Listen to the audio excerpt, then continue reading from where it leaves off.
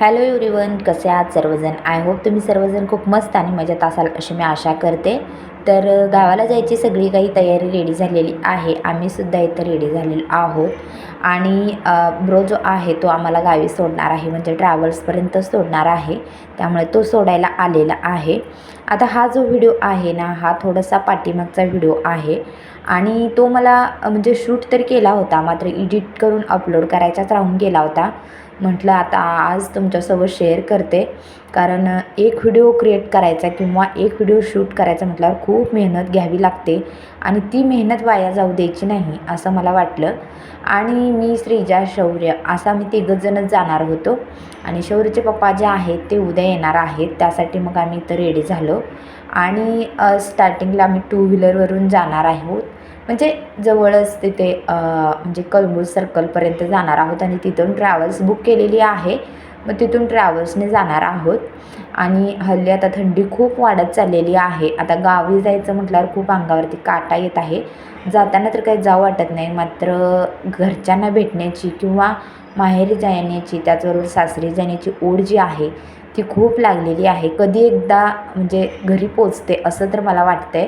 मात्र थंडीमुळं इतकं बेचैन वाटायला लागले ना की काय सांगू शकत नाही. तर हे बघू शकता, हे ज्या लाईटिंग्स आहेत ना ते इंटरनॅशनल एअरपोर्ट, परवाच नरेंद्र मोदी यांच्या हस्ते जे उद्घाटन झालं एअरपोर्टचं, ते एअरपोर्ट आहे. आता सध्या त्याच्यावरती अजून काम सुरू आहे. आता 25 डिसेंबरला विमान जे आहे ते फर्स्ट टाईम फ्लाईंग करणार आहे किंवा लँडिंग करणार आहे. आणि मग आम्ही तिथून मग परत सुरुवातीला आलो आणि लाईट वगैरे सगळीकडे होता, मात्र थंडी थोडीशी सुटत होती. इथं मुंबईला काही इतकी फार अशी थंडी नाही आहे, मात्र मम्मी वगैरे सांगत होत्या गावी भरपूर थंडी आहे. त्यानंतर मग आम्ही फायनली ट्रॅव्हल्स जिथे लागतात तिथे तरी येऊन पोहोचलो. मात्र ट्रॅव्हल्स काय आली नव्हती. थोडा वेळ गेल्यानंतर मग ट्रॅव्हल्स आली. मग आम्ही ट्रॅव्हल्समध्ये बसलो. पोरांनी खूप एन्जॉय केला, कारण त्यांना ट्रॅव्हल्समध्ये खूप मजा येते. त्यानंतर मग आम्ही दुसऱ्या दिवशी सकाळी इथे गावी पोहोचलो आणि खूप थंडी होती, त्यामुळे मग ॲटो करावी लागली आणि मग आम्ही फायनली घरी पोहोचलो. आणि बघू शकता इथं श्रीजा वगैरे झोपेतून उठलेली आहे आणि शौर्यसुद्धा, त्याला कधी एकदा आजी आजोबाला किंवा माझ्या मम्मी पप्पांना भेटतं असं झालं आहे. आणि दिवस बघू शकता उजडलेलाच आहे. खूप मस्त असं निसर्ग. हे मी सुरुवातीला माहेरी आलेली आहे आणि त्यानंतर मग नंतर सासरी जायचं आहे. थोडीशी छोटी मोठी शॉपिंग वगैरे करायची आहे. आज तसं बघायला गेलं तर बांगडाचा वगैरे कार्यक्रम आहे, त्यामुळे थोडीशी गडबडच होती. म्हटलं चला थोडंसं व्ह्यूचं मजा घेऊया. त्यानंतर मग घरातली सगळं काही आटपून घेतलं, जसं की आंघोळ वगैरे पोरांच्या वगैरे झाला. त्यानंतर मग मी तर रेडी झाले. खूप दिवसांनी पंजाबी घेतला आहे. मला कसा वाटतो नक्की कमेंट करून सांगा.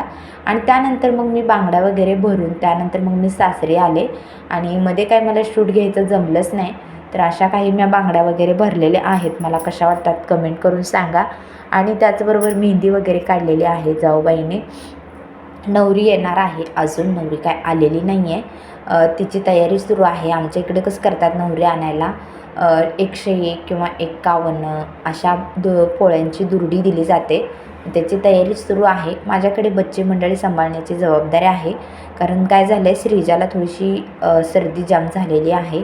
तिचं लक्ष लागत नाही आहे. ती आता झोपल्या तेवढ्यात मी व्हिडिओ शूट करते आणि तिच्याकडे लक्ष द्यावं लागतं आहे, कारण तिला सर्दी खूप जाम झालेली आहे.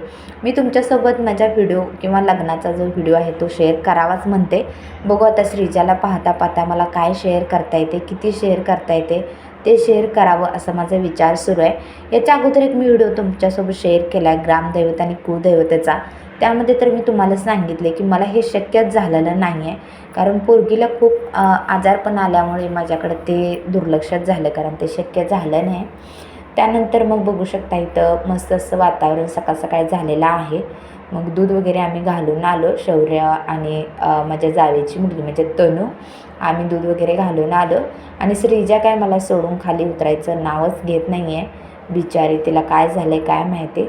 आणि पोरांना आता खेळायला वातावरण मस्त झालं आहे, कारण आजच वातावरण पूर्ण चेंज झालं आहे, पावसाचं झालं आहे. आणि मला बांगड्या कशा वाटतात कमेंट करून सांगा. मेहंदी कशी माझी रंगली की नाही ते पण कमेंट करून सांगा बरं का. ठीक आहे. आणि साडी कशी वाटते ते पण सांगा. हा माझा चुड्याच्या दिवशीचा लूक आहे आणि मंडपचं काम अजून सुरू आहे.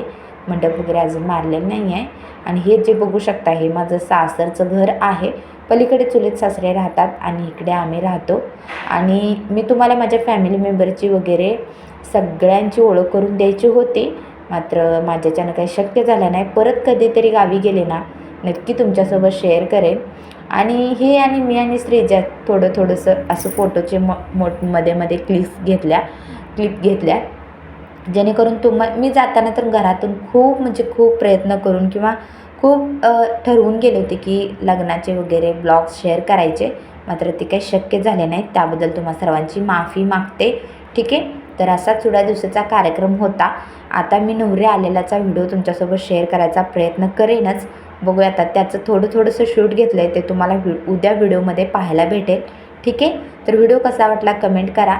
आणि काही चूक झाली असेल माझ्याकडून तर मला क्षमा करा.